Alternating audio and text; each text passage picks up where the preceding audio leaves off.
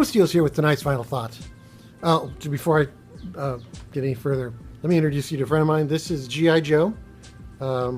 This particular toy easily is 45 years old. You can see he's pretty much been through the ringer. And, I've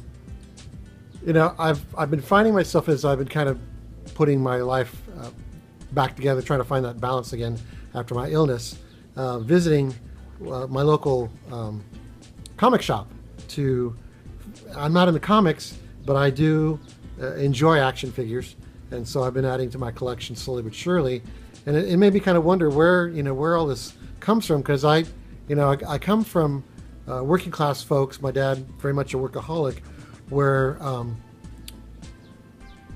having disposable income just didn't exist, and so I always kind of imagine what my folks must have gone through, because my siblings and I, we were raised mostly in the 60s during this huge boom when every little kid was exposed to all these commercials about all these great toys, and I can't imagine how much we must have bugged my folks to get us the latest and the greatest. And they did what they could, and so in my case, got G.I. Joe here, but obviously without all the accessories, which is how game companies and toy companies tend to make their money. So we kind of had to do without, but that forced us to be creative. And in my case, my sisters, my two older sisters, and my mom were relatively crafty, and so I learned how to sew, and so that's this poor G.I. Joe, who's definitely been through the ringer, as evidence of my handiwork here in his tunic, which is horribly falling apart. In fact, the only piece of original uniform that this poor guy has is his trousers, is his khaki trousers, and he's lost his helmet, he's lost his boots. In fact, this guy has two right hands. We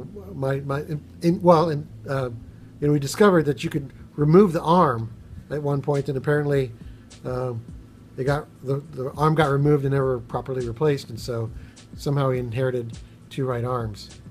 In fact, I have a reason to believe that this, in fact, is not my original G.I. Joe, because I seem to remember that my G.I. Joe was dark-haired like me, and this guy is more light-haired, like my best friend from the time, Cregan McConnell. So I'm sure there's some story behind the reasons why I ended up with this guy, and who knows whatever happened to the G.I. Joe that I actually played with as a kid. So action figures, right? When I stopped playing with action figures, probably around the time I moved out of the house and into college, most of our toys actually fit into a cowhide leather saddlebag, little bag. So they're mostly like Matchbox cars and that sort of thing. And I'm certain that they got passed down, and they got as far as my sister's kids, my older sister Kathy's kids, the boys and Lisa, and who knows whether any of that stuff still exists or not. But I, very much like my dad, out of college, getting the work, and especially when I started teaching, very much focused on the work. Didn't give myself a lot of room for quote unquote play.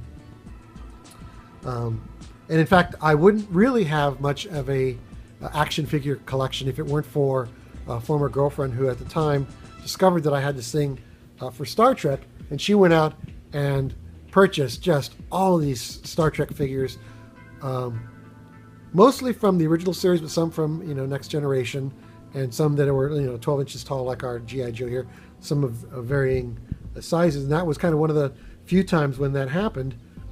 And then I stopped. Got refocused back on to the work, and more recently, again, like I said, when I'm kind of reevaluating what's important to me, I relax just like everyone else. But in my case, I tend to watch a lot of sci-fi, and I watch all the programs that I've recorded over the years, and or made digital copies of. And one of them, of course, is one of them is Babylon 5. And I realized that I didn't have any Babylon 5 characters. And the whole business for me is not really the collecting part of it, but I think it really kind of has to do with this phenomenon where, I'm watching the series and I remember most of the shows. So watching it a second time isn't about new things as much as I love these characters, I love the story, and I'm kind of revisiting them in a virtual friend kind of way, which I think is also what little kids do when they're watching the same movie or the same TV show over and over and over again. It's not that they're hoping that somehow mystically the story's going to change. It's that they really love these characters and they're visiting these play friends or that are on screen. So me as an older person, I have that same kind of appreciation for characters, and I guess one way that I do express it is that I do have collector's items, not collector's items, but I do have action figures that represent these characters that I really enjoy, and it's a form of play. So I inherited from my dad this workaholic mindset where I'm just always working and didn't really give myself a lot of room to have, play golf, for example, which is the example I always turn to. But what I did learn when I was studying for my teaching credential was that one definition of play is any activity that somebody does and tends to enjoy, where the end of that activity is not the focus. It's not about getting the job done. It's about the activity. And getting the job done, of course, is important because we need that closure, just like little kids playing games. When they play a game, they do want winners and losers, and they do want the game to end, a sense of closure. But really the focus is on the activity itself, and that's the definition of play. And when I heard that, it just clicked on me that that's what my dad did every weekend when we would go out in the backyard and he'd work on the yard.